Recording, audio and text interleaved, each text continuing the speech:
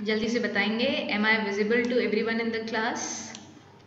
Yes, ma'am. Okay बच्चा, so we will start with a chapter EMI, that is electromagnetic. बहुत ही interesting chapter है जो specially आज टॉपिक हम करेंगे, इलेक्ट्रोमैग्नेटिक इंडक्शन। ठीक है, इलेक्ट्रोमैग्नेटिक इंडक्शन। इंडक्शन का डिक्शनरी मीनिंग होता है प्रोडक्शन, किसी चीज़ को इंड्यूस करना, प्रोड्यूस करना। सो हम स्टोरी से स्टार्ट करते हैं। ऑस्टेट वॉज द साइंटिस्ट जिन्होंने एक रिवोल्यूशन ला दिया था, जिन्होंने क्या बोला, अगर there is an electric effect और I say there is an electric current, अगर एक इलेक्ट्रिक करंट है तो उसका इफेक्ट क्या होगा, it will produce magnetic effect. ठीक है, एक करंट कैरिंग वायर क्या प्रोड्यूस करती है, मैग्नेटिक इफेक्ट, उसके चारों तरफ मैग्नेटिक लाइन ऑफ फोर्सेस बन जाती है। ठीक है, ये बहुत ही बड़ी डिस्कवरी थी जो कि हमें ऑस्टेट ने दी थी। इसके बाद एक साइंटिस्ट आए, फैराडे।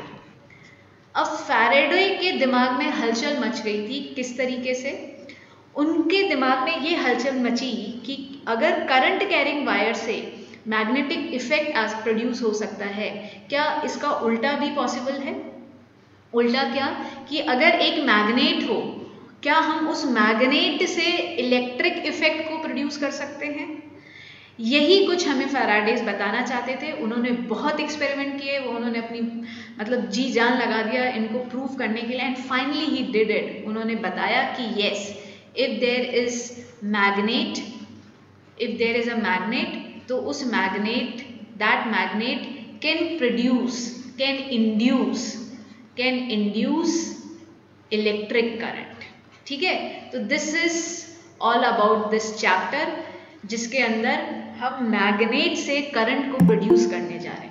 तुम्हें पता है, जब तक ये टेक्नोलॉजी हमें नहीं पता थी फैराडेज की, जो हम केमिकल रिएक्शन के थ्रू जो सेल, इलेक्ट्रोकेमिकल सेल जो आप केमिस्ट्री में भी पढ़ते हैं, उसके थ्रू जो हमने इलेक्ट्रिसिटी को प्रोड्यूस किया था बच्चे, वो इलेक्ट्रिसिटी बहुत कॉस्टली हुआ करती थी।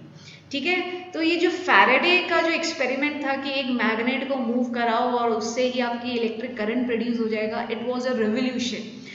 इस जो हर घर में इलेक्ट्रिसिटी आ पाई है, कि घर घर के अंदर जो उजाला हुआ है, ये फैराडे की देन है। तो उस उजाले के बारे में हम बात करेंगे कि ये उजाला हुआ कैसे। चलिए स्टार्ट करते हैं हमारे टॉपिक को। सो हम क्या पढ़ने जा रहे हैं कि मैग्नेट से क्या हम इलेक्ट्रिसिटी को प्रोड्यूस कर सकते हैं। ओके, तो इस टॉपिक को पढ़ने के लिए हमें दो चीज़ों के लिए पता होना चाहिए। वो दो टॉपिक्स क्या हैं हमारे? Those two topics are area vector, ठीक है, एंड मैग्नेटिक फ्लक्स। तो हम स्टार्ट करते हैं एरिया वेक्टर से। As you know that what is area vector, कि if I am considering this area, अगर ये मैं एक एरिया कंसिडर कर रही हूँ, ठीक है, एरिया वेक्टर जो कि एक वेक्टर क्वांटिटी है, वो किसके इक्वल होता है? This is equal to the magnitude of this area. अगर ये एक स्क्वायर है एल लेंथ का, ठीक है, तो it will be equal to, area किसके इक्वल होगा? एल स्क्वायर के इक्वल होगा, into N cap. And what is N cap? N cap will give you the direction of this area, this surface, और इसका मैग्नीट्यूड क्या हो, इसका direction क्या होता है? It is always perpendicular, it is always perpendicular to the surface. जो आपने सरफेस कंसिडर करिए, चाहे वो सर्कुलर है, चाहे वो स्क्वायर है या रेक्टेंगल है, उस सरफेस, वो जो सरफेस कंसिडर करिए, उससे परपेंडिकुलर जो डायरेक्शन होगा, उसमें आपका एरिया वेक्टर आता है। ठीक है, ये हम इलेक्ट्रोमैग्नेटिक फ्लक्स जब हमने पढ़ा था, उसमें हमने पढ़ा था area vector. But just to recall you, to make you recall this exercise, हमें पता होना चाहिए what is area vector. Area vector is what if this is a surface under consideration, अगर मैं ये surface को consider कर रही हूँ, so if I am considering this surface, तो इस surface के perpendicular किसका डायरेक्शन होता है, एरिया वेक्टर को हम रिप्रेजेंट करते हैं। ठीक है, आ रही है बात समझ में, बहुत ही बेसिक चीज़। अब हम बात करते हैं सेकंड बेसिक थिंग जो कि हमें फैराडे के लॉ को एक्सप्लेन करने के लिए चाहिए। Next is magnetic flux. जैसे कि इलेक्ट्रिक फ्लक्स हुआ करता था वैसे ही मैग्नेटिक फ्लक्स है। So what do you mean by the term magnetic flux? Magnetic flux क्या होता है? This is the number of magnetic field line, magnetic lines, magnetic field line passing perpendicularly through a area, through the given surface, जो भी बोलना चाहे, given surface। क्या मतलब है इसका? परपेंडिकुलर, अगर मेरी ये सरफेस है तो इस सरफेस को जो चीरती हुई सीधे जो लाइन चली जाएगी, उन लाइन को इस पर्टिकुलर एरिया से वो जो लाइन पास करी सीधी परपेंडिकुलर टू दिस सरफेस, ऐसे पासिंग थ्रू मतलब इसको चीरती हुई जाएगी, तो वो जो लाइंस होती हैं उनको हम मैग्नेटिक लाइंस ऑफ फोर्सेस, उन पर्टिकुलर लाइंस को हम मैग्नेटिक फ्लक्स बोलते हैं। तो अगर मैं ये फिगर ड्रॉ करती हूँ, सो this is again the area under consideration. ठीक है, ये मेरा एरिया है और ये मैग्नेटिक लाइन ऑफ फोर्सेस ये बी है।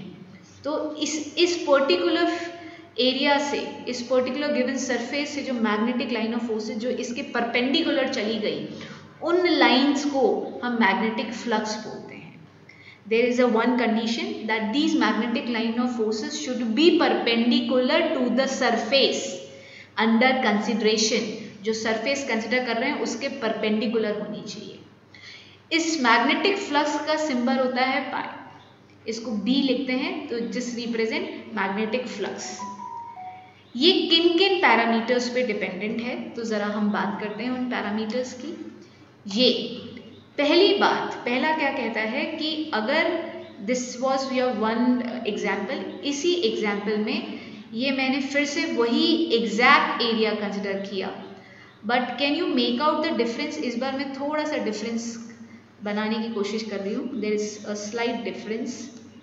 क्या डिफरेंस है? The number of magnetic line of forces that are passing through the given area, वो नंबर बढ़ गया है। तो what you will notice, my this magnetic flux is directly proportional to B. तो अगर मेरा number, magnetic line of forces का number बढ़ जाएगा तो मेरा जो मैग्नेटिक फ्लक्स है वो भी क्या हो जाएगा, स्ट्रॉन्ग हो जाएगा। वो डायरेक्टली प्रोपोर्शनल होता है बी के। ठीक है, एक हमें रिलेशनशिप पता लगी। दूसरी रिलेशनशिप, अब मैं इस एरिया को समहाउ बड़ा कर देती हूँ। ठीक है, मैं बड़ा एरिया कंसिडर करूँगी, तो बड़ा एरिया कंसिडर करूँगी तो what I will find, again the number of magnetic line of forces that are passing through this given area is more, because क्योंकि मैंने एरिया बड़ा कर दिया है। एरिया बड़ा करने से ज़्यादा number of lines of forces pass करेगी तो ज़्यादा फ्लक्स प्रोड्यूस होगा। क्या ये बात समझ में आती है? Is this point clear to everybody in the class? Next, इन दोनों को अगर आप कंबाइन करते हैं, you will get magnetic flux is directly proportional to the product of B and P A। क्या अब ये बात आती है दिमाग में, क्या is this the only parameters जिन पे हमारा मैग्नेटिक फ्लक्स डिपेंडेंट होता है? Answer is no. Answer is no. वो एक और चीज पे डिपेंड करता है। वो क्या है देखते हैं इधर। लेट्स से ये मेरी मैग्नेटिक लाइन ऑफ फोर्सेस है और इस मैग्नेटिक लाइन ऑफ फोर्सेस के ये मुझे एक एरिया वेक्टर गिवन है, एक एरिया गिवन है। ठीक है, मैंने एरिया को खाली एक लाइन से रिप्रेजेंट किया है। ठीक है, एंड दिस एरिया का अगर मैं परपेंडिकुलर ड्रॉ करूं, भाई what is area vector? Area vector is always perpendicular to the surface. ठीक है, तो ये मेरी सरफेस है ए बी, इसके परपेंडिकुलर एरिया वेक्टर क्या होगा? ये होगा एरिया वेक्टर। ठीक है, now you can see that अगर ये ए बी लाइन मैंने सीधी रखी, ध्यान से देखेंगे, let me change the colour for you. ये सीधी रखी, ठीक है। अरे आज बच्चे इतनी लेट क्यों ज्वाइन कर रहे हैं क्लास को? पहले अब बार बार क्या नाम लूँ, एवरीबडी नो की, ठीक है। तो जब ये ए बी लाइन हमारी सीधी थी तो मैग्नेटिक लाइन ऑफ फोर्सेस जो निकल रही थी वो इतनी सारी थी। नाउ जब हमने एरिया को, ये जो सरफेस थी इसको टिल्ट कर दिया, तो what is the number of magnetic line of passes are passing this, कितने एरिया से पास करेंगी? सिर्फ इतने एरिया से, ये छोटा ये दिख रहा है, ये इतने से पास करेंगी, ये x इससे पास करेंगी। तो इससे मैं आपको क्या बताना चाह रही हूँ? इससे हम ये बताना चाह रहे हैं अगर एरिया वेक्टर और मैग्नेटिक फील्ड के बीच में एंगल होता है तो हमारी मैग्नेटिक लाइन ऑफ फोर्सेस जो उस पर्टिकुलर सरफेस को काटती हुई जा रही थी वो चेंज हो जाती है। Let's say I will take some arbitrary number कि इधर 10 का पास कर रही थी 10 number of line, and obviously you can see इधर 7 लाइन पास कर रही है, तो नंबर रिड्यूस हो गया है तो मैग्नेटिक फ्लक्स रिड्यूस हो जाएगा। तो मुझे हाउ टू फाइंड आउट, मुझे क्या क्या कंसिडर करना है? तो this is the theta angle. तो बच्चे आप लोग क्या करेंगे, ये जो एरिया वेक्टर है इस एरिया वेक्टर के डायरेक्शन में मैग्नेटिक फील्ड का कंपोनेंट ले लो, नहीं तो ये जो एरिया वेक्टर है इसका कंपोनेंट मैग्नेटिक फील्ड के डायरेक्शन में ले लो। जो कुछ भी आप करना चाहो, तो क्योंकि वैसे तो मैंने आपको क्या बोला है कि मेरी सरफेस से परपेंडिकुलर, तो कैन यू सी इस इधर b का कंपोनेंट क्या होगा? b cos theta. b cos theta वो कंपोनेंट है जो इस टिल्टेड सरफेस के परपेंडिकुलर जाएगा। सो द थर्ड पैरामीटर जिस पे मेरा मैग्नेटिक फ्लक्स डिपेंडेंट होता है वो क्या है? b a cos थीटा, और इधर मैंने कैसे लिखा? a मेरा एरिया वेक्टर था और मैंने b का वो कंपोनेंट लिया जो सरफेस से परपेंडिकुलर था, that is b cos theta, ठीक है। b cos theta where theta क्या है? It is the angle between किसके बीच में? Area vector and magnetic field के बीच में। So this is how I can define my magnetic flux. मेरा magnetic flux एक स्केलर क्वांटिटी होता है because it is the dot product of two vector quantity, ठीक है। ये खुद क्या है? It is a scalar quantity, it is a scalar quantity, ये एक स्केलर क्वांटिटी होती है, ठीक है, because it is a dot product of two vector quantities. और इसकी यूनिट क्या होती है? SI unit. एसआई यूनिट बहुत क्या है इसकी? SI unit is weber. Weber is the unit of flux जिसका शॉर्ट फॉर्म होता है W caps B small, weber, ठीक है, याद रखेंगे। तो हमने अभी तक क्या सीखा? हमने आपको ये बताया कि what is magnetic flux. Magnetic flux are the number of magnetic line of forces passing perpendicular. तो मेरा अगर इस पर्टिकुलर डायग्राम में मैंने अगर ए बी सरफेस को टिल्ट कर दिया है तो मैंने सिर्फ वही magnetic line of forces consider करी है जो उसको चीरती हुई जा रही है। तो I took the component of magnetic field in the direction of area vector जो कि इस सरफेस से परपेंडिकुलर है, that is b cos theta. So this is how I can find out my magnetic flux. So one question for you people, जल्दी से answer करेंगे तो इससे ज़्यादा मुझे भी समझ में आ जाएगा कि आपको कितना समझ में आया। सो this is a curve cylindrical surface, ठीक है। ये सिलेंड्रिकल सरफेस मैंने आपको दे रखी है। A1 एरिया A2 एरिया, इन दोनों कर्व्स ये इक्वल है। A1 is equals to A2 is equals to pi r square, cross sectional area है।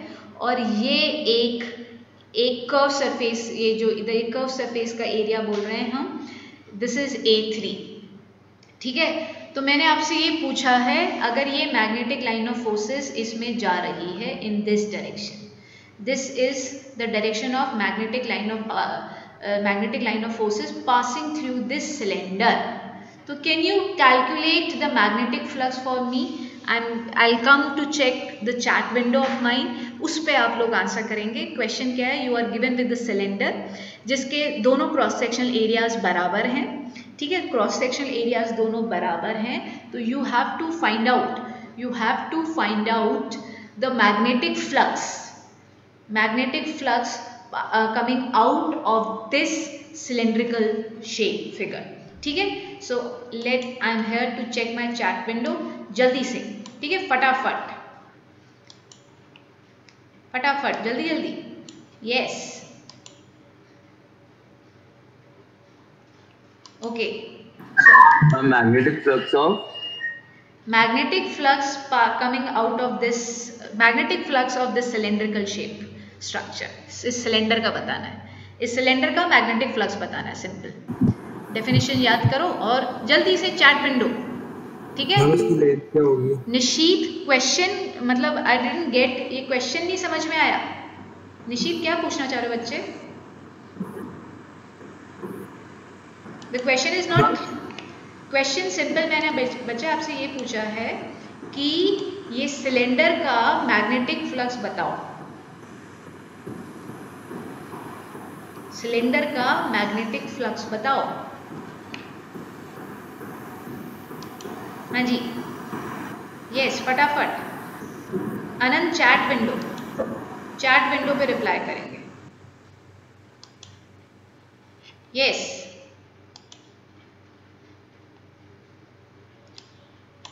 क्वेश्चन 3। निशित, मुझे आपकी बात समझ में नहीं आ रही है।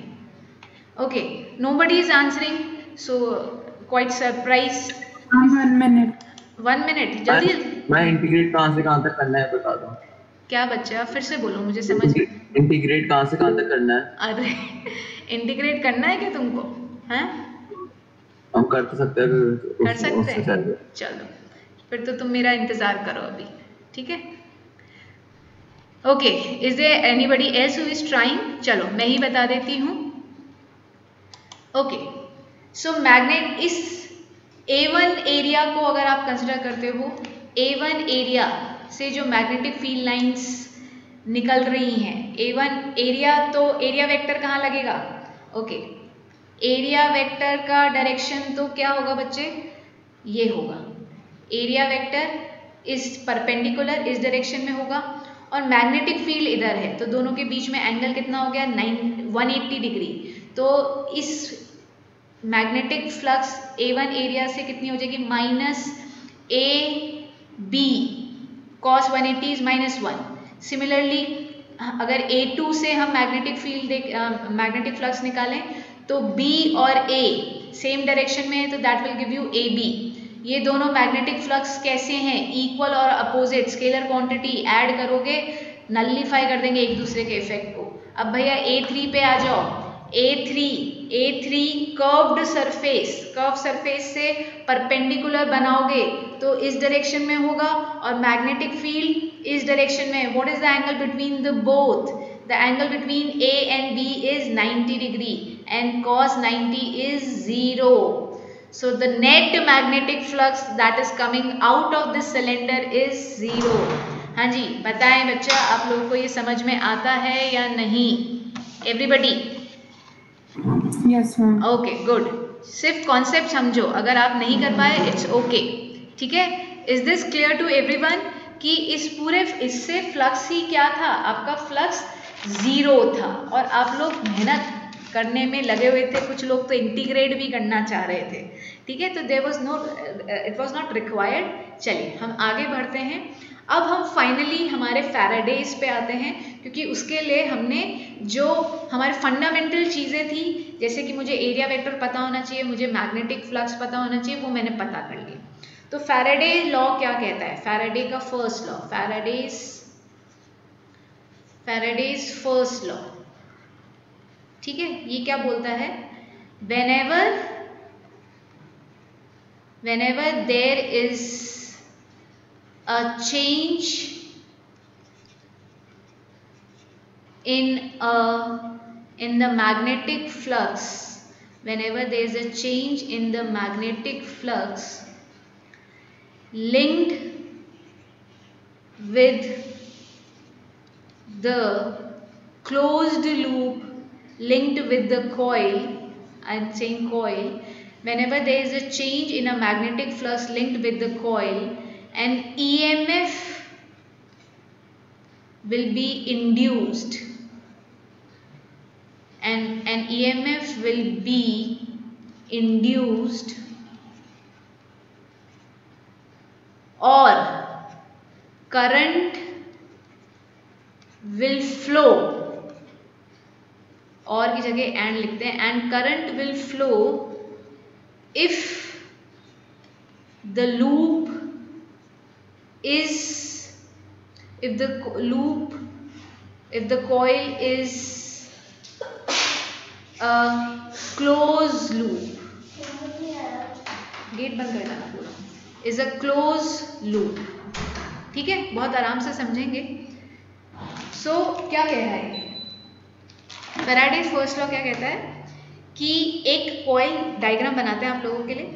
डायग्राम हमारा सबसे अच्छी बात यह है कि ये 10th का पार्ट है, ठीक है, तो इसमें हमें बहुत ज़्यादा मगजमारी नहीं होगी, आप बल्कि एंजॉय करोगे कि यार पुरानी चीज़ पढ़ने को मिल रही है, ठीक है। तो जिसको 10th में समझ में नहीं आया था वो अब समझ लेना। हम क्या कर रहे हैं, हम ये एक कॉइल ले रहे हैं, ऊपर स्क्रॉल कर देना। अच्छा पहले लिख रहे हो, लिखो भाई। Whenever there is a change in the magnetic flux linked with the coil, an EMF will be induced in the coil or the current will flow if the coil is a closed loop। इसके बारे में हम discuss करेंगे, ये मैंने and में क्या लिखा है क्लोज लूप के बारे में अच्छे से पढ़ेंगे। लेट्स सी, काफ़ी डिटेल में, बढ़िया टॉपिक है, बहुत ही अच्छा टॉपिक है, ठीक है। Okay, so I hope first line सबने लिखी होगी, अब समझेंगे ये क्या कह रहा है, देखते हैं। एक कॉइल कंसिडर करनी है, ठीक है, और इस कॉइल में आप दो चीजें कर सकते हो। लेट्स से एक तो आप लगा दो अपना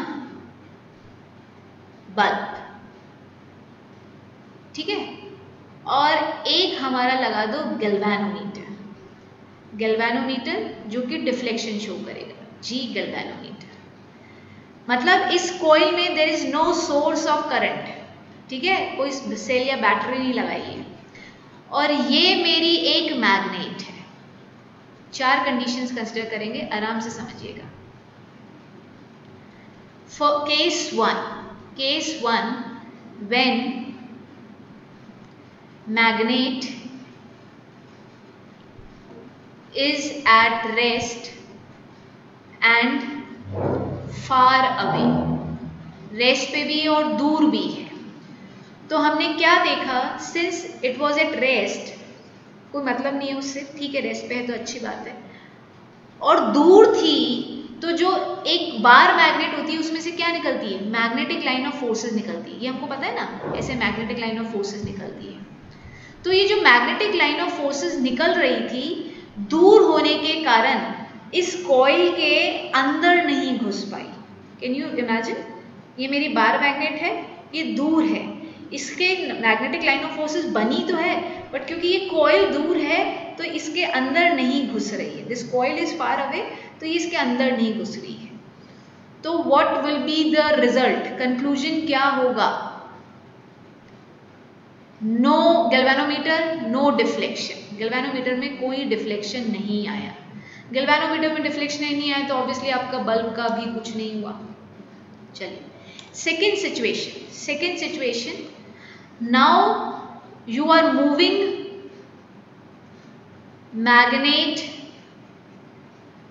टूवर्ड्स कॉइल। अब इस मैग्नेट को कॉइल के पास लेके आओ धीरे धीरे। जब आप इस मैग्नेट को धीरे धीरे कॉइल के पास लेके जाओगे तो क्या होगा, the number of magnetic line of forces that are entering the coil, इस कॉइल के अंदर जो एंटर करेगी वो कंटिन्यूसली बढ़ रही है, क्योंकि कॉइल पास आती जा रही है। पहले 2 एंटर करी, फिर 3, 4, 5, 6, 7, 8, 9, 10।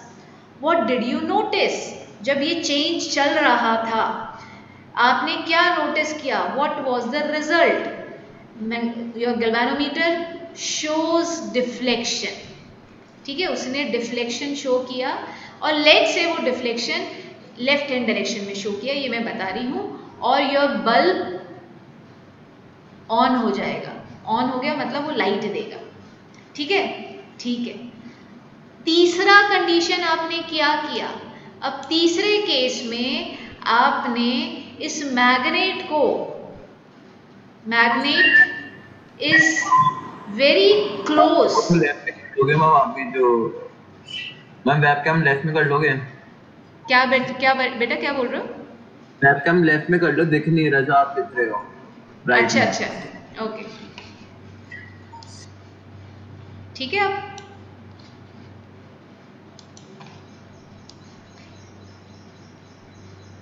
ओके, चलो।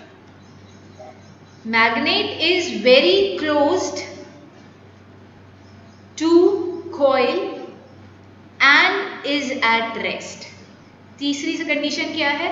अब आपने कॉइल के बहुत ही नजदीक लाके मैग्नेट को रख दिया है, तो क्या देखा आपने?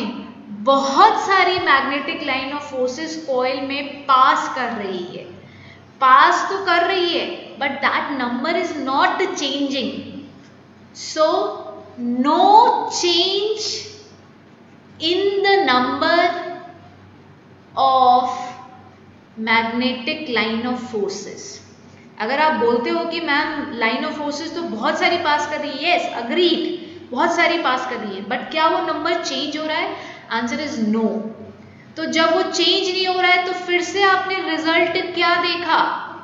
No deflection. आपका बल्ब फिर से क्या हो जाएगा? स्विच ऑफ हो जाएगा। Bulb is of now. Fourth case में क्या किया? You move magnet away from the coil. अब आपने कॉइल से दूर लेके गए, दूर लेके जा रहे हैं। क्या हो रहा है? There is a change in the number of magnetic line of forces जो कि लिंक्ड थी। पहले मैक्सिमम लेट से 10 थी, अब दूर लेके जा रहे हो तो 10, 9, 8, 7, 6, 5, 4, 3 ये नंबर चेंज हो रहा है, डिक्रीज हो रहा है। Number is decreasing, decrease in the flux में डिक्रीज है, agreed. But what was the result? आपने रिजल्ट क्या देखा? फिर से आपको शो डिफ्लेक्शन। इसने डिफ्लेक्शन शो किया, but this time opposite to the पहला वाला डिफ्लेक्शन। पहले लेफ्ट में था, आई स्टार्ट दैट डिफ्लेक्शन, मैंने बताया था कि भैया लेफ्ट में ले लो। अब आपने डिफ्लेक्शन देखा, अगर पहली बार लेफ्ट में हुआ तो दूसरी बार राइट में हुआ। You can start your answer कि मैम पहली बार हम राइट में ले सकते हैं क्या? अगर मुझसे कोई बच्चा पूछेगा तो आई से यस, आप राइट में ले सकते हैं।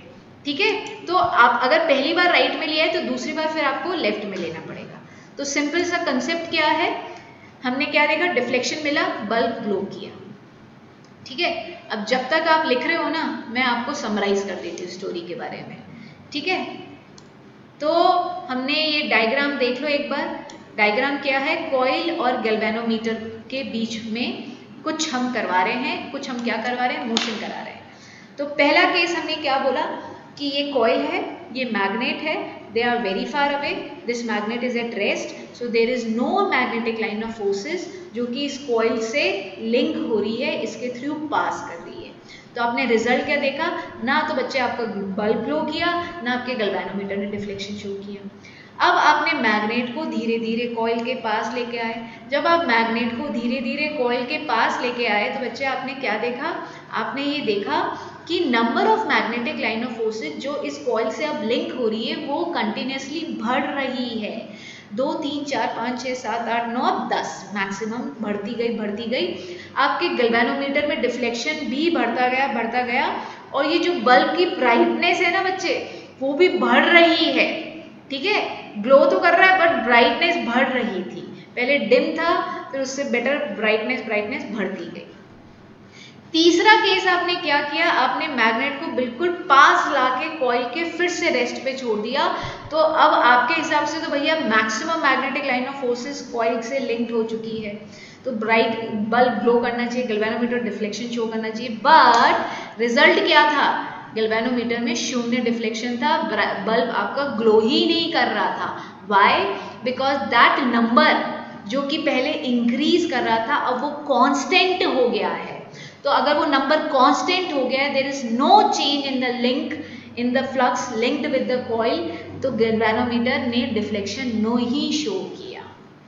चौथा केस, हमने हमारे गैल्वेनोमीटर को, हमने हमारे बार मैग्नेट को दूर लेके जाना चाहा, तो जब वो हमने दूर लेके गए तो हमने फिर से डिफ्लेक्शन देखा, but this time opposite to पुराना वाला डिफ्लेक्शन, पहले वाला लेफ्ट में था तो अब राइट में मिला, बल्ब हमारा ग्लो भी कर रहा था बढ़िया तरीके से। तो फैराडे ने क्या बताया, फैराडे का कंक्लूजन क्या था, कंक्लूजन ये था कि there should be a relative motion between coil and magnet. Relative, अभी तक तो मैंने ये टर्म बोली नहीं थी। रिलेटिव का मतलब क्या है, अभी आपने बोला, सोचा होगा कि यार मैम अभी तो मैग्नेट मूव करा रही थी, अब बोल रही है रिलेटिव। तो बच्चे इसका मतलब ये है कि आपको खाली मैग्नेट को ही मूव नहीं कराना है, मैग्नेट को स्टेशनरी रख के आप कॉइल को मूव करा सकते हो, इनफैक्ट दोनों को मूव करा सकते हो, बट रिलेटिव मोशन ऐसा होना चाहिए कि दोनों की वेलोसिटीज में फर्क हो। इसको एक एग्जाम्पल से मैं अभी एक एग्जाम्पल करा दूंगी तो 2 मिनट में समझ में आ जाएगा। तो there should be a relative motion, relative motion कोई ना कोई किसी के रिस्पेक्ट में चलना चाहिए। अगर आपने फिजिक्स में 11th क्लास में रिलेटिव वेलोसिटी पढ़ा होगा, दैट इज ऐसा टॉपिक जो काफ़ी लोगों के ऊपर से जाता है। तो अगर आप बताओ if these are the two bodies, वो सेम वेलोसिटी से मूव कर रही है, तो पहले के रिस्पेक्ट में दूसरे की क्या वेलोसिटी, रिलेटिव वेलोसिटी 0 है, they are moving in the same direction with the same velocity, तो इसका मोशन इसके रिस्पेक्ट में 0 है, इसका मोशन इसके रिस्पेक्ट में 0 है, बिकॉज दोनों की पोजीशन में एक दूसरे के रिस्पेक्ट में कोई चेंज नहीं आएगा। ठीक है, तो फैराडे ने क्या बोला, whenever there is a change in the flux, flux में चेंज इंक्रीज भी हो सकता है और डिक्रीज भी हो सकता है, तो जब भी ये चेंज आएगा तो क्या होगा, कॉइल के अंदर करंट इंड्यूस होगा। अगर वो कॉइल क्लोज लूप है, और आई विल से कॉइल के अंदर वोल्टेज प्रोड्यूस होगा, ईएमएफ जनरेट हो जाएगा, ईएमएफ जनरेट हो जाएगा if that link, that flux linked with the coil is continuously changing. If there is no change, there will be no deflection, there will be no glow, bulb will not glow.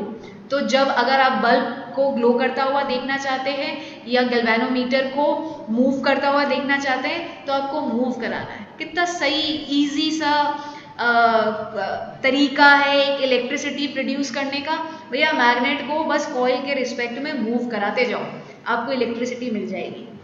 आपका generator, electric generator क्या करता है, हम पढ़ेंगे electric generator, हम पढ़ के भी इनफैक्ट 10th में आए, वो भी तो यही करता था कि भैया कॉइल को मैग्नेट के बीच में रख दो और घुमाओ, उसको घुमाओगे तो इलेक्ट्रिसिटी जनरेट हो जाएगी।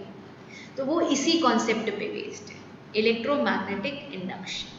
तो आई होप ये चारों केसेस आप लोगों को समझ में आते हैं। जल्दी से बताएंगे, कॉपी करने का भी काफ़ी समय दे दिया है। हाँ जी, बताओ मुझे बच्चों, बताओ, बताना चाहिए बच्चे लोग, जिससे कि ये पता लगे कि समझ आया या नहीं। यस मैम, आ गया। Okay good, yes ma'am. Okay बच्चों, चलिए तो इसी जो हमने फैराडे को अभी जो डिफाइन किया है रिलेटिव मोशन वाली टर्म, तो उसी को दूसरी तरीके से, मतलब फैराडे का फर्स्ट लॉ ही चल रहा है, तो उसकी दूसरे तरीके से कैसे डिफाइन करते हैं, तो लिखेंगे whenever there is a relative motion between coil and magnet, तो भी क्या होगा, and EMF will be induced, EMF induce होगा, और and and induced current will be there, and induced current flows through it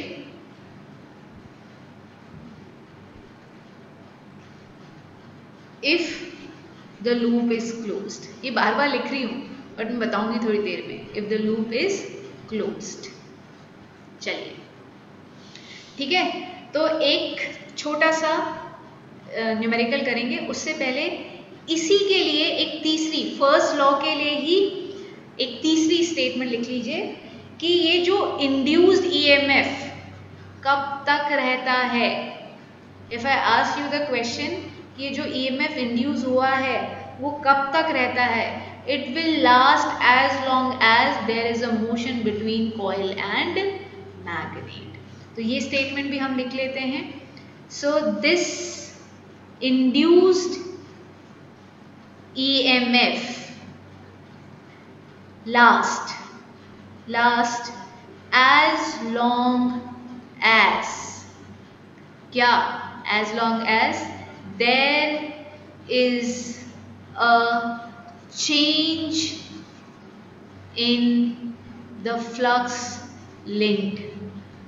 ठीक है, जो flux linked with the coil है उसमें अगर कंटिन्यूसली चेंज हो रहा है तो भाई हमें इंड्यूस ईएमएफ मिलेगा. अगर ये चेंज होना बंद हो गया, रिलेटिव मोशन बंद हो गया किसी के बीच में, तो ये हमें नज़र नहीं आएगा. ओके, बढ़ूँ मैं आगे. एक एग्जाम्पल करते हैं. हमने इन तीनों में एक ही चीज़ को तीन तरीके से समझा है. अब उस पर बेस ये एक न्यूमेरिकल देखेंगे. ज़रा लिख लेना. क्वेश्चन 1, एक सर्कुलर कॉइल है और एक बार मैग्नेट है. मैं डायग्राम बना देती हूँ. सर्कुलर कॉइल है और ये बार मैग्नेट है. ठीक है, दोनों सेम डायरेक्शन में मूव कर रहे हैं. द कॉइल कवर, ये जो कॉइल है ये 1 मीटर डिस्टेंस कवर करती है इन 0.5 सेकेंड्स, और जो ये मैग्नेट है ये 2 मीटर डिस्टेंस कवर करता है इन 1 सेकेंड. तो question is find induced EMF. Find induced EMF. Option 0, B 1 volt, C 0.5 volt, D cannot be determined. Cannot be determined. ठीक है, चलिए. कौन बोल रहा है? Anant. Anant. Wow Anant, you are correct, you are 100% correct. तो देखते हैं इसने कैसे आंसर किया है. हम दोनों की वेलोसिटी निकालना चाहते हैं, कॉइल की वेलोसिटी और बार मैग्नेट की वेलोसिटी. तो हमारी कॉइल की वेलोसिटी क्या आएगी? Distance upon time 1/0.5, that will give you 2 metre per second. ठीक है, इसी तरीके से इसकी velocity 2/1, that is 2 metre per second. दोनों वेलोसिटी सेम है और सेम डायरेक्शन में भी है. The magnitude is same and they are also in the same direction.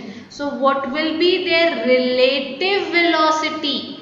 There relative velocity will be 0. ये आया हुआ क्वेश्चन है. This relative velocity is 0. So when there is no relative motion, relative velocity is 0 है, तो इसका मतलब ये दोनों एक दूसरे को किस में पाएंगे? रेस्ट में पाएंगे. So when they both are at rest with respect to each other, so there will be no magnetic flux changing. So result will be no EMF induced. बताओ, ये चीज़ समझ में आती है क्या सब लोगों को? Is this point clear to everybody? Yes, ma'am.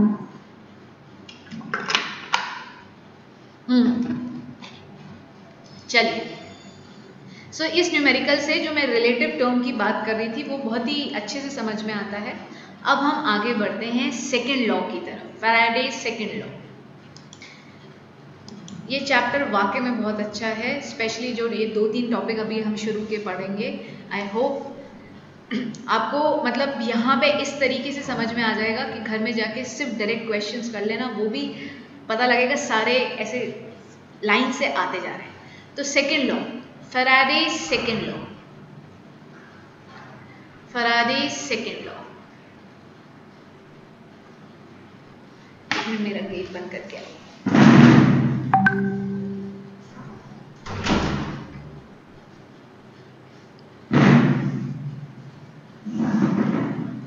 Faraday's second law क्या कहता है? The magnitude of induced EMF, जो आपका EMF induced हुआ है ना, उसका magnitude, the magnitude of this induced EMF is directly proportional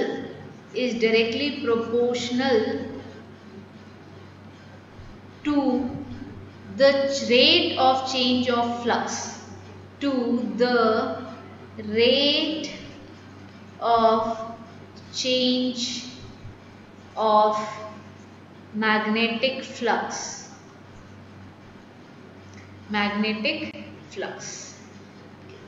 induce EMF को हम स्मॉल e से रिप्रेजेंट करते हैं। वो क्या बता रहा है?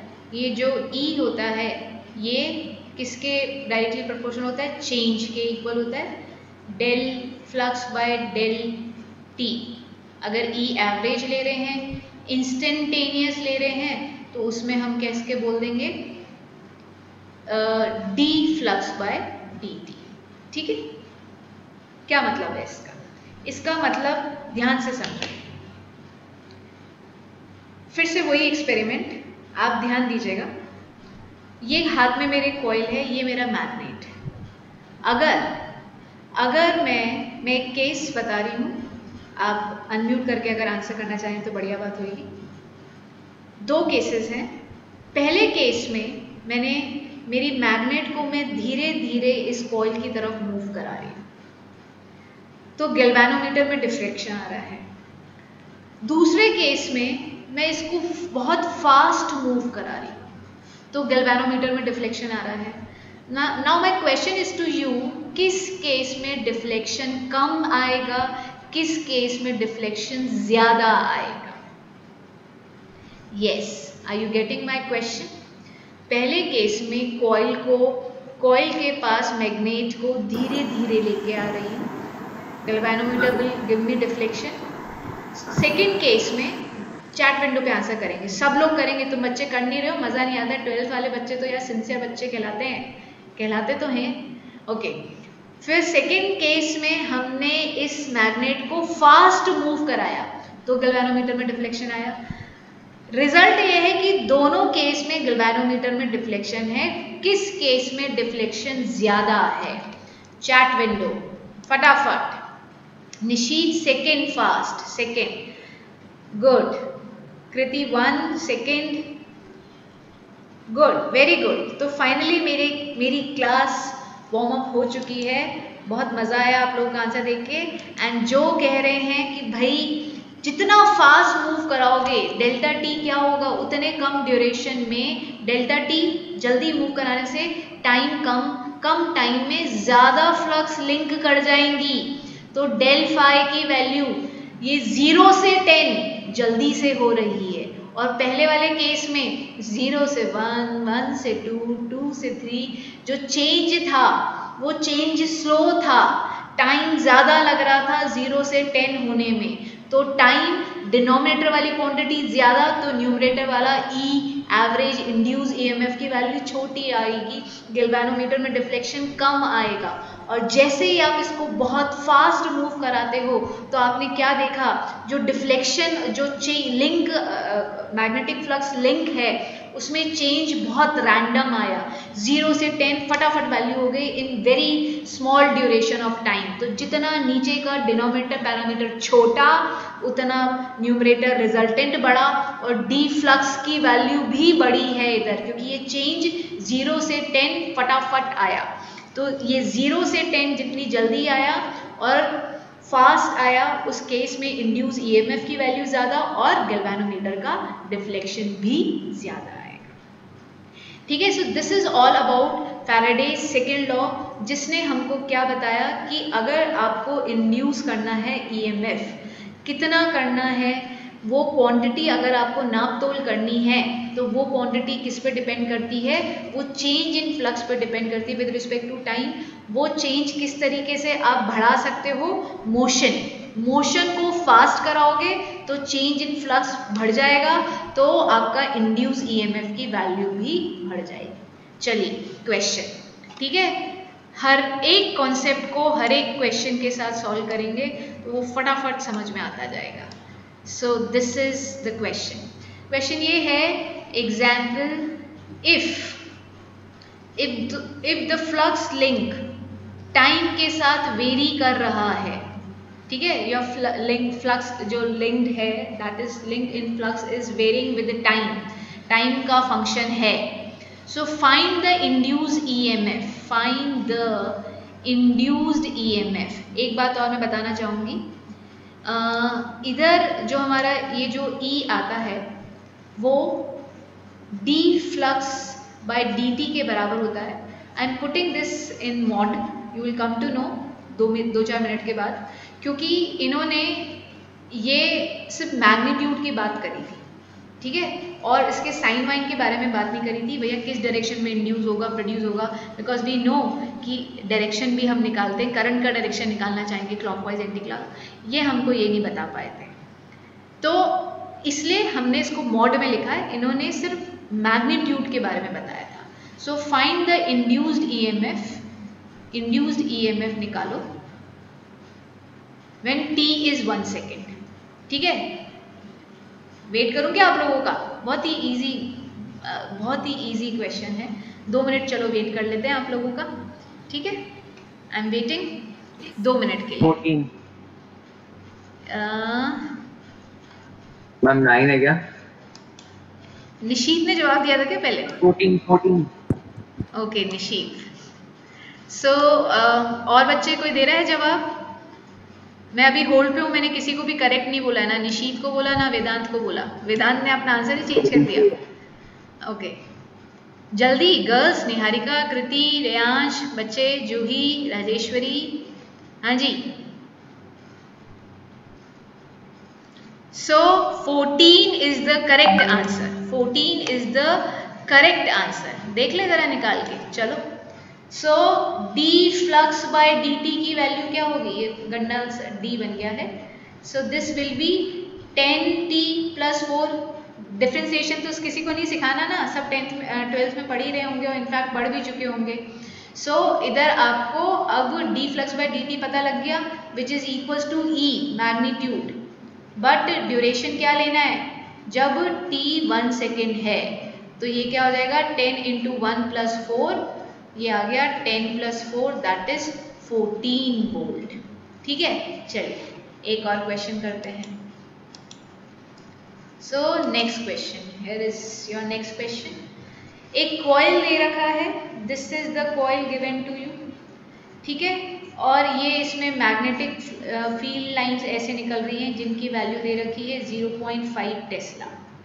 अ coil is placed with its plane perpendicular to a uniform magnetic field, देख सकते हो ना, ये मेरा हाथ और ये मैग्नेटिक फ्लक्स, तो ये मैग्नेटिक फील्ड जिस डायरेक्शन में है उससे ये सरफेस क्या है, परपेंडिकुलर है ना, तो इसका एरिया वेक्टर कैसे आएगा, इसी डायरेक्शन में आएगा, cos 0 डिग्री हो जाएगा। So a coil is placed with its plane perpendicular to the uniform magnetic field of strength 0.5 Tesla. If suddenly the radius of the coil start shrinking, ठीक है, radius shrink हो रहा है at the rate, ठीक है, at the rate of 0.1 millimetre पर second, तो find the EMF induced in the conducting circular coil and radius of the coil is given 5 centimetre. 2 minute में होल्ड रखूंगी, अगर कोई बच्चा ट्राई करना चाहे। एक सर्कुलर कॉइल है और उस सर्कुलर कॉइल को किस तरीके से रखा है, मैग्नेट के परपेंडिकुलर प्लेन में रखा है, ठीक है, ये मेरी मैग्नेटिक फील्ड, तो मेरा ये इस तरीके से मैंने सर्कुलर कॉइल को रखा, तो इसका एरिया वेक्टर मैग्नेटिक फील्ड के डायरेक्शन में ही होएगा, जो कि बहुत बढ़िया बात है। अब ये इसका रेडियस श्रिंक कर रहा है with 0.1 mm by seconds, और इनिशियल रेडियस आपको 5 दे रखा है। तो क्वेश्चन पूछ रहा है what will be the EMF induced. Again competitive question है आपका, ये एम्स में आया हुआ क्वेश्चन है, ठीक है, तो जल्दी से बताएंगे। कोई ट्राई कर रहा है? चैट विंडो चेक करें। Yes, is there anyone who is trying? चलो मैं ही बता देती हूँ, ठीक है, ये मैं बता देती हूँ, कोई दिक्कत नहीं है। देखो आप लोग, ओके, क्या क्या गिवन है? बी गिवन है, ये क्या है? ये मेरा D R by D T given है, ठीक है, वो भी नेगेटिव, क्योंकि श्रिंक का मतलब क्या, माइनस हुआ ना। 0.1 इंटू 10⁻³ मिलीमीटर सेकेंड्स में, मीटर पर सेकेंड में कन्वर्ट कर लिया, और ये रेडियस को भी मैंने 0.05 मीटर में कन्वर्ट कर लिया। What is the formula for my flux? Flux होता है बी ए कॉस 0 डिग्री। एक्सप्लेन कर दिया मैंने आप लोगों को 0 डिग्री क्यों है। बी कितना है? B is 0.5 given. A area, circular coil है ना, pi r square will be the area, ठीक है, तो 3.14 आर स्क्वायर, ठीक है, कॉस 0 डिग्री तो है ही। अब इसको डिफरेंशिएट कर लो विद रिस्पेक्ट टू टाइम, तो b तो बाहर आ जाएगा, एरिया वेक्टर में पाई बाहर आ जाएगा, 2r dr बाई dt हो जाएगा ना। लो अब वैल्यूज पुट कर लो, अब ज़्यादा बेटर है वैल्यूज पुट करना। ये क्या हो गया? b pi r square cos 0 degree हमारा 1 होता है, ठीक है। तो अब b की वैल्यू 0.5, पाई की वैल्यू 3.14, शायद आंसर में आसानी रहेगी। 2 into r is my 0.05 and dr by dt कितना है? दिस इज 0.1 इंटू 10⁻⁻3, ठीक है। कितने पॉइंट्स हैं? ये पॉइंट को नीचे ले आओ, ये पॉइंट्स को नीचे ले आओ, और ये पॉइंट को नीचे ले आओ। बहुत सारे पॉइंट्स हो गए तो, ठीक है। तो आप देखेंगे 2 5 10, ये 10 तो इससे कैंसिल आउट हो गया। बची हुई वैल्यूज़ को आप सॉल्व कर लीजिए। पॉइंट्स में बहुत गंदा सा जो भी वैल्यू आ रहा है इसको निकाल लोगे आप लोग, ठीक है। 5 को 3.14 से तो मल्टीप्लाई कर देना, और इनकी पावर फिर से चढ़ा देना -6, तो आपका आंसर क्या आ जाएगा? This will be your EMF, क्योंकि ये किसके इक्वल होता है? डी फ्लक्स बाय dt के मैग्नीट्यूड के बराबर होता है। बताओ, आता है समझ में? यस, जल्दी जल्दी बताओ तो हम आगे बढ़ेंगे। लिख रहे हो तो लिख लो, ये इंपॉर्टेंट क्वेश्चन है। क्वेश्चन क्या था? एक सर्कुलर कॉइल दे रखा था जो मैग्नेटिक फील्ड जिस डायरेक्शन में है उसके परपेंडिकुलर प्लेन में रखा हुआ है। मैग्नेटिक फील्ड की वैल्यू दे रखी है, और वो जो कॉइल है वो श्रिंक होने लग गया। तो श्रिंक हुआ तो उसका रेडियस, चेंज इन रेडियस कैसे आ रहा है? 0.11 मिलीमीटर पर सेकेंड रिड्यूस हो रहा है। रेडियस उसका इनिशियल रेडियस 5 सेंटीमीटर दे रखा है, तो आपको ईएमएफ इंड्यूस निकालना है। देखो जरा,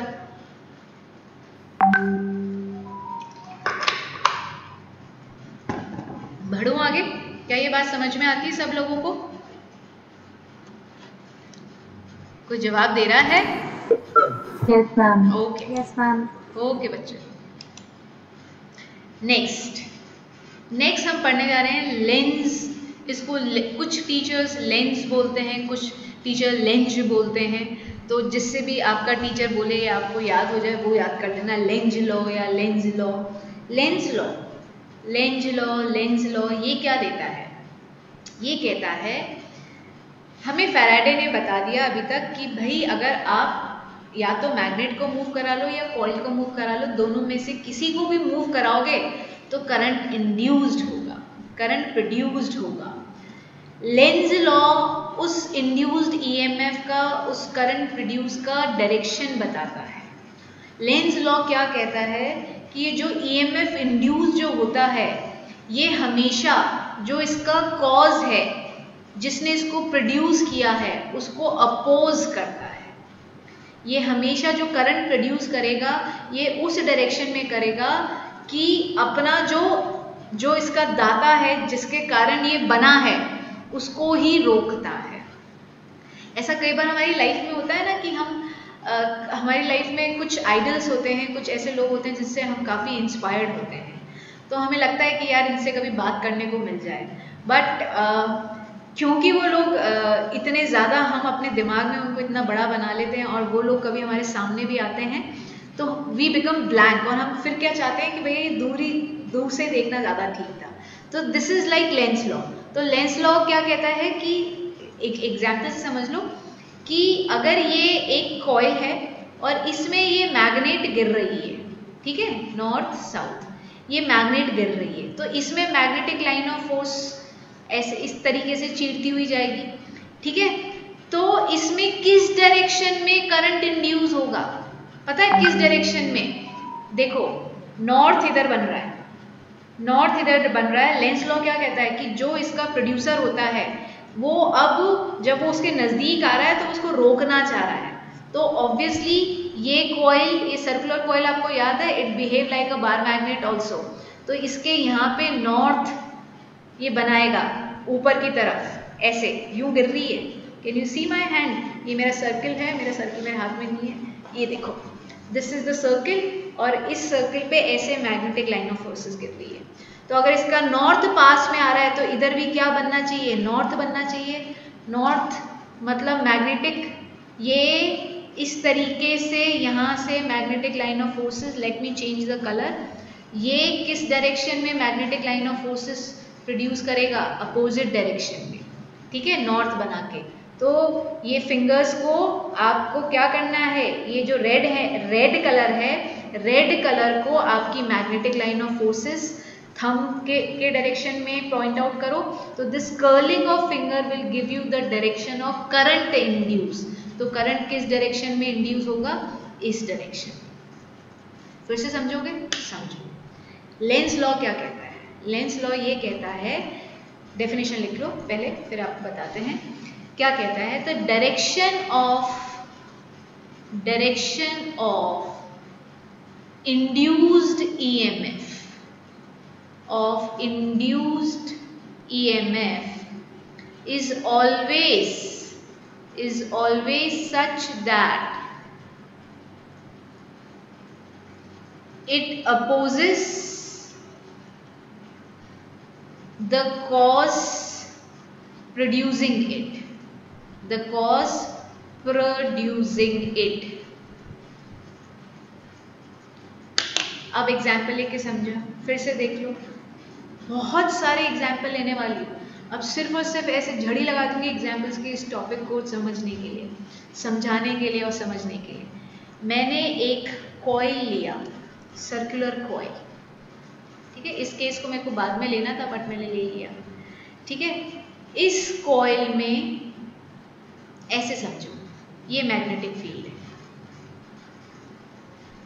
दूसरा एग्जाम्पल ले रही हूँ, ये मैग्नेटिक फील्ड है।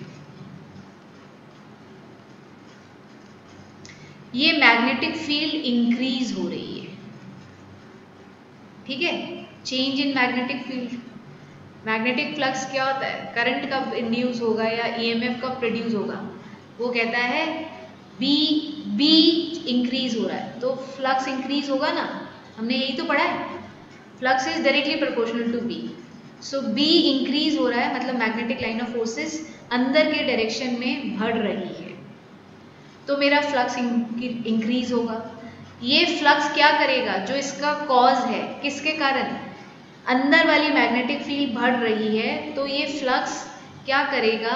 इस कॉइल के अंदर इस तरीके से मैग्नेटिक फील्ड प्रोड्यूस करेगा कि जो इसका कॉज है, अंदर वाली मैग्नेटिक लाइन ऑफ फोर्सेस बढ़ रही है तो फ्लक्स की वैल्यू बढ़ रही है, इसके कारण ईएमएफ इंड्यूस हुआ। इंड्यूस्ड ईएमएफ क्या करेगा? ये जो इंक्रीज हो रहा है फ्लक्स उसको अपोज करेगा। मैग्नेटिक फील्ड बढ़ी, फ्लक्स बढ़ा, फ्लक्स बढ़ने से ईएमएफ इंड्यूस हुआ। यहां तक तो बात समझ में आती है सब लोगों को। ईएमएफ इंड्यूस जो हुआ है वो क्या करना चाहेगा? इस फ्लक्स को डिक्रीज करना चाहेगा। क्यों? लेंज लॉ, जो लेंज लॉ है वो हमको यही तो कहता है कि जो इसका कॉज है, कॉज क्या है, इंक्रीजिंग मैग्नेटिक फ्लक्स, तो ये उसको ही अपोज करेगा। कैसे अपोज करेगा, मैग्नेटिक फ्लक्स को डिक्रीज करेगा। मैग्नेटिक फ्लक्स को डिक्रीज करना मतलब क्या, मैग्नेटिक फील्ड को डिक्रीज करना। मैग्नेटिक फील्ड को डिक्रीज करना क्या मतलब, ये मैग्नेटिक फील्ड प्रोड्यूस करेगा अपोजिट डायरेक्शन में। ठीक है, जरा अपना थंब बाहर निकालो, हाथ सबका राइट हैंड बाहर आ जाना चाहिए। तो जो ईएमएफ मैग्नेटिक फ्लक्स जो प्रोड्यूस करेगा, डायरेक्शन हम निकालना चाह रहे हैं सर्कुलर कॉइल में किस डायरेक्शन में करंट इंड्यूस होगा। तो मेरी thumb is pointing in the direction of magnetic field, तो ये curling of finger is giving me the direction of current induced. क्या ये बात समझ में आ रही है? अगर देखो अंदर मैग्नेटिक फील्ड है, अगर अंदर मैग्नेटिक फील्ड है और मैंने थंब मैग्नेटिक फील्ड के डायरेक्शन में रखा, तो मेरी ये जो करंट इंड्यूस कौन से डायरेक्शन में आ रहा है, सेम डायरेक्शन में आ रहा है। किस डायरेक्शन में, जिस डायरेक्शन में मैग्नेटिक फील्ड बढ़ रही है ऑलरेडी। क्या उस डायरेक्शन में करंट इंड्यूस होता है? नहीं। लैंग्वेज पढ़ो, the direction of induced EMF is always such that it opposes the cause producing it. तो अगर इन मैग्नेटिक फील्ड इंक्रीज हो रही है, उसके कारण मैग्नेटिक फ्लक्स बढ़ेगा, तो ईएमएफ इंड्यूस होगा। ये इंड्यूस ईएमएफ क्या करेगा, इस फ्लक्स को चेंज करना चाहेगा। कैसे? अगर फील्ड इस डायरेक्शन में इंड्यूस हो रही है, तो ये फ्लक्स, फील्ड इस डायरेक्शन में इंक्रीज हो रही है, तो ये फ्लक्स अपोजिट डायरेक्शन में मैग्नेटिक फील्ड इंड्यूस करेगा, प्रोड्यूस करेगा, जिसके कारण करंट का डायरेक्शन क्या आएगा, this is the direction that is anti clockwise. बहुत तरीके से समझाने की कोशिश, दिस इज फर्स्ट एग्जाम्पल। ये आप लोग मुझको बताओ समझ में आया, नेक्स्ट एग्जाम्पल आप लोग मुझे करके दिखाना। एंड पहले ये लिख लो, समझ लो, फिर मुझे चैट विंडो पे सब लोग रिप्लाई करेंगे। बहुत सारे केसेस लूंगी, बहुत सारे। डन? सबने कॉपी कर लिया है? No ma'am. अच्छा, सॉरी बेटा, लिख लो। बच्चों की मीटिंग छूट गई है आज, कोई बात नहीं।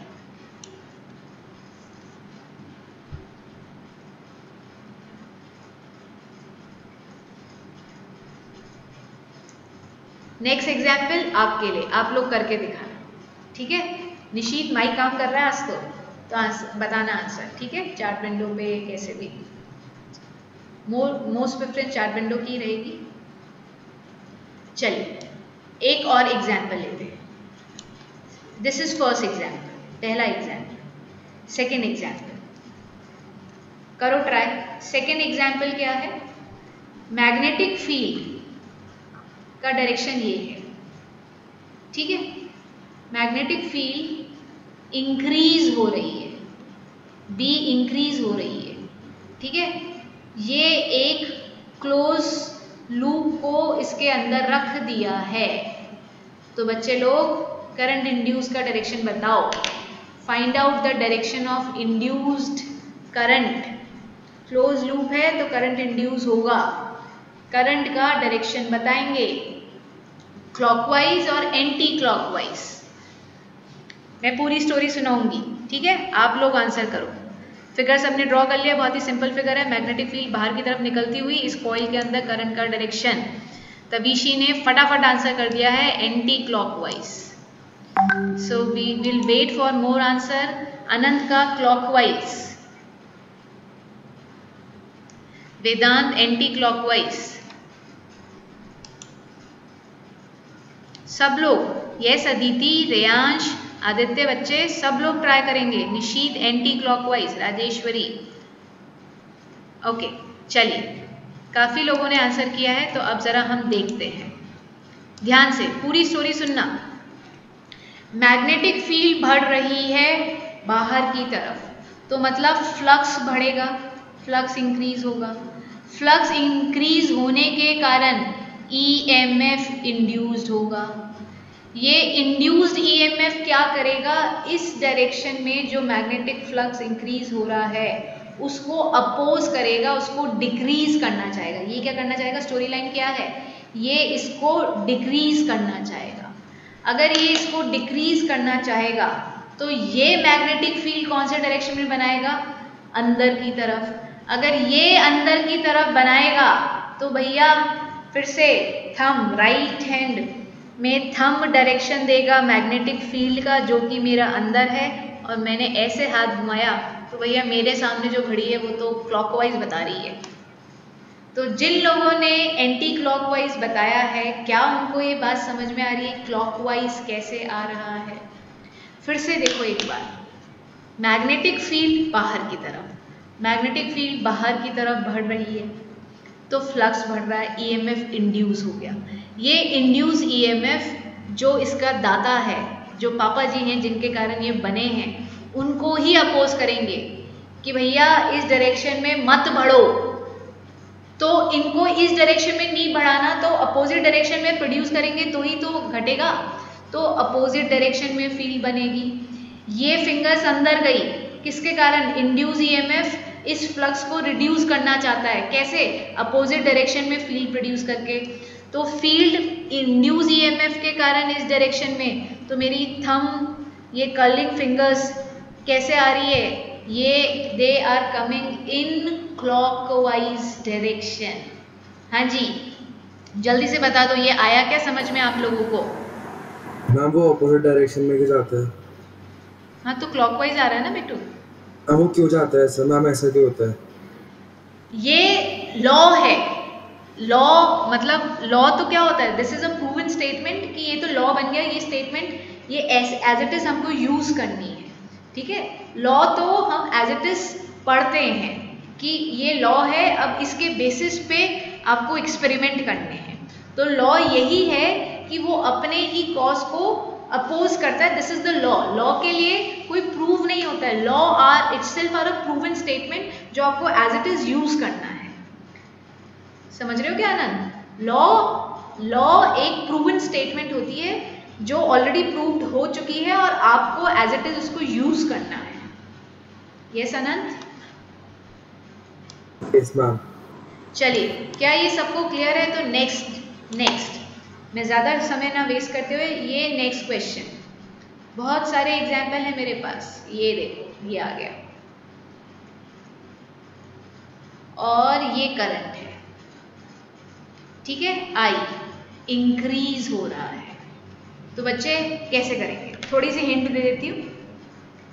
राइट हैंड निकालो, करंट का डायरेक्शन क्या है, this is the direction of current. तो फिंगर्स को कर्ल किया, तो मैग्नेटिक फील्ड लाइंस किस डायरेक्शन में प्रोड्यूस, इसके कारण आ रही है बाहर की तरफ। क्वेश्चन में नहीं गिवन है, ये आपको पता करना होता है। तो ये देखो, मैं ये क्वेश्चन है, इसके साथ छेड़खानी ना करके मैंने ये डायग्राम बना दिया। तो इस इंक्रीजिंग करंट के कारण मैग्नेटिक फील्ड कौन से डायरेक्शन में, इस डायरेक्शन में, ठीक है। चलो जल्दी से बताओ किस डायरेक्शन में कॉइल में करंट इंड्यूस्ड होगा। यस, आ रही हूं मैं चेक करने के लिए।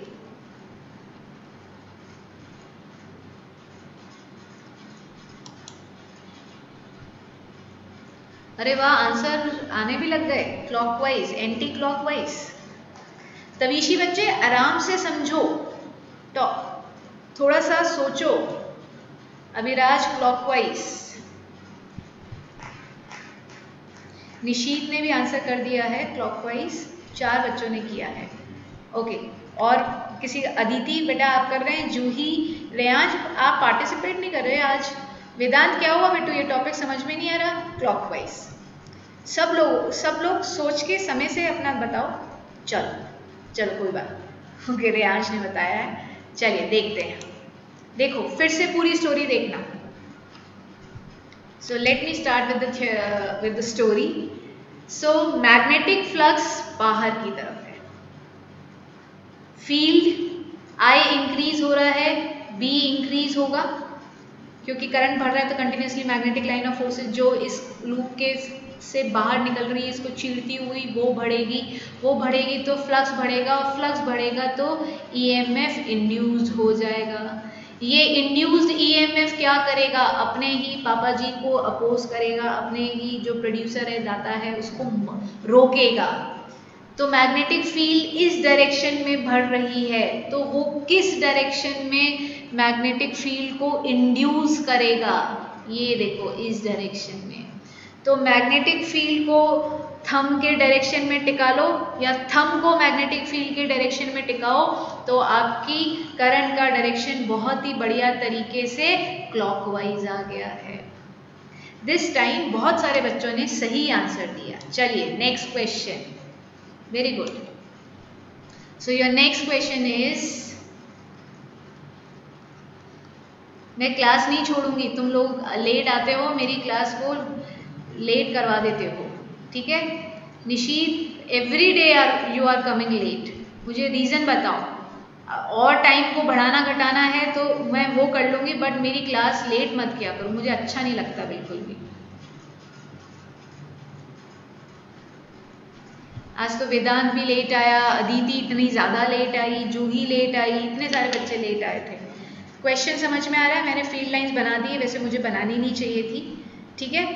सो आपको लूप के अंदर वही इंड्यूस करंट का डायरेक्शन बताना है।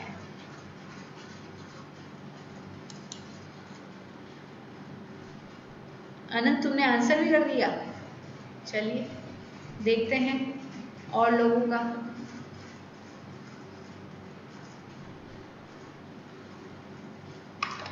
हाँ जी, सब लोगों का वेट कर रही हूँ मैं।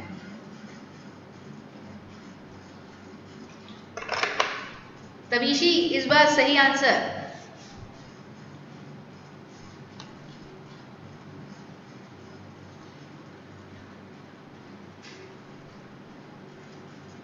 चलो ये जानते हैं हम। Now this is something different, this is something different. देखो मैं इसको समझाती हूँ, पहले समझ लो, फिर ये जो गलती हुई है वो फिर नहीं हुई। ये क्या करता है, ये कहता है कि अगर कोई चीज़ बढ़ रही है, मैग्नेटिक फील्ड बढ़ रही थी, तो वो उसको घटाएगा। कैसे कैसे घटाएगा? अपोजिट डायरेक्शन में प्रोड्यूस करके। अब बच्चे इसमें ये समझो, इसमें मैग्नेटिक फील्ड घट रही है।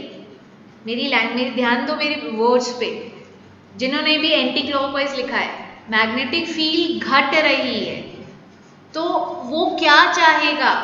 इसको अपोज करेगा, इसको घटने नहीं देगा। अब घटने नहीं देगा तो वो क्या करेगा? वो जिस डायरेक्शन में मैग्नेटिक फील्ड है वो उसी डायरेक्शन में प्रोड्यूस करेगा। कुछ डिफरेंट है, समझो मेरी बात। मैंने क्या बोला? Magnetic field is decreasing, magnetic flux link with the coil is decreasing, induce EMF oppose the change, ठीक है। कभी कभार आपकी स्कूल में टीचर चेंज हो जाता है, तो अगर वो टीचर शुरुआत में सब बच्चे उस टीचर के मज़े ले लेते हैं, उनको एडजस्ट होने में समय लगता है, ठीक है। क्योंकि आप कोई भी लाइफ में चेंज आता है किसी भी तरह का, इट्स ह्यूमन नेचर कि हम कोई भी चेंज को अपोज करते हैं, चाहे वो अच्छे के लिए है या बुरे के लिए है।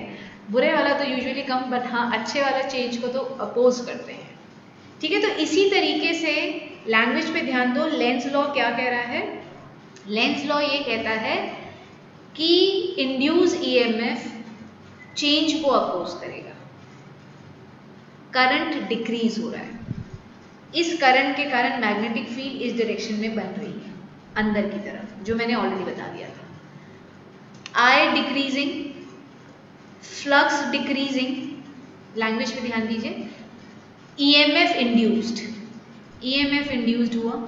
ये इंड्यूस्ड ईएमएफ क्या करने वाला है? ये जो फ्लक्स डिक्रीज हो रहा है उसको अपोज करेगा। कैसे? फ्लक्स को इंक्रीज करके। तो भैया किस डायरेक्शन में इंक्रीज करेगा फ्लक्स को? जिस डायरेक्शन में फील्ड लाइन कम बन रही है उसी डायरेक्शन में तो अब और प्रोड्यूस करेगा। इसको इस एग्जांपल से समझो। जब नॉर्थ मैग्नेट का पास में आता है तो ये सर्कुलर कॉइल यहाँ पे नॉर्थ बनाती है, ठीक है, नॉर्थ बनाती है, जिसके कारण हमारी field line current carrying coil इस तरीके से बनता है जब ये अंदर गिर रहा था। अब ध्यान देना, अब जब ये मैग्नेट दूर जा रहा है, दूर जा रहा है, तो ये इसको दूर नहीं जाने देगी, अपोज करेगी। चेंज क्या है, दूर जा रहा है तो इसको खींचेगी, तो खींचने के लिए ये क्या प्रोड्यूस करेगा, साउथ। तो भैया करंट अब इस डायरेक्शन में प्रोड्यूस होगा। तो जब पास आता है तो दूर भगाती है, और जब दूर जा रहा है तो उसको दूर जाने नहीं देती है, उसको पास बुलाती है। तो इधर मैग्नेटिक फील्ड कम हो रही है तो इंड्यूस ईएमएफ उसको बढ़ाना चाहेगा, जो हो रहा है उसका उल्टा करना है। तो मैग्नेटिक फील्ड कम हो रही है, मैग्नेटिक फील्ड कम हो रही है, मैग्नेटिक फ्लक्स घट रहा है, तो उसको बढ़ाएगा। कैसे बढ़ाएगा, जिस डायरेक्शन में मैग्नेटिक फील्ड ऑलरेडी है उसी डायरेक्शन में और प्रोड्यूस करके। तो भैया थंब को घुसाओ अंदर और मैग्नेटिक फील्ड फिर से क्लॉकवाइज, क्लॉकवाइज। यस, आता है क्या समझ में, बताओ। बहुत बहुत बहुत इंपॉर्टेंट चीज बताई है जो काफी लोगों से गलत हुई थी। कोई बात नहीं, मैं बैठी इसलिए हूँ समझाने के लिए। अब समझ में आ गया क्या? अच्छा, चैट विंडो में मुझे बताओ कि मैम डायरेक्शन समझ में आ रहा है कि why it is clockwise. Yes, Vedant नहीं आया बेटा समझ में? ओके, फिर से बताओ। तवीशी, हाँ मैम, नहीं आया समझ में। हाँ नहीं आया समझ में। हाँ, नहीं आया ना, फिर से बता देती हूँ। देखो देखो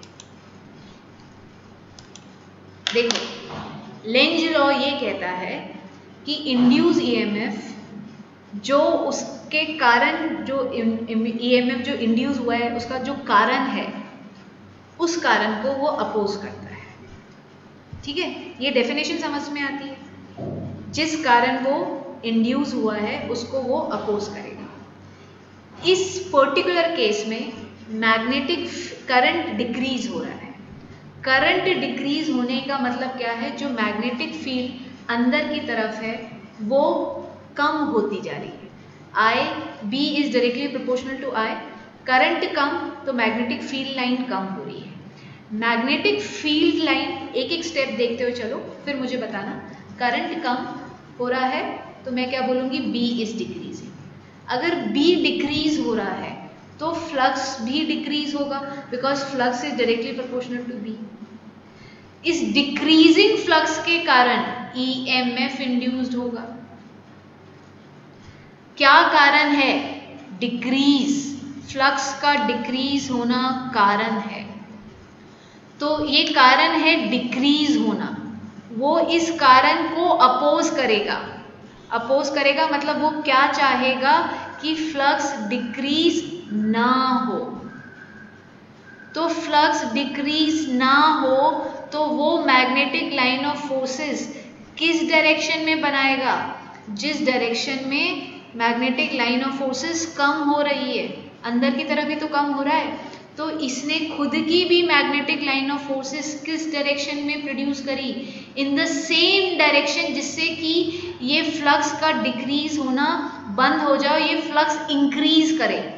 चेंज को अपोज करना है। चेंज क्या है, फ्लक्स डिक्रीजिंग। इंड्यूस ईएमएफ क्या करेगा, फ्लक्स को इंक्रीज करेगा, क्योंकि चेंज को अपोज करना है।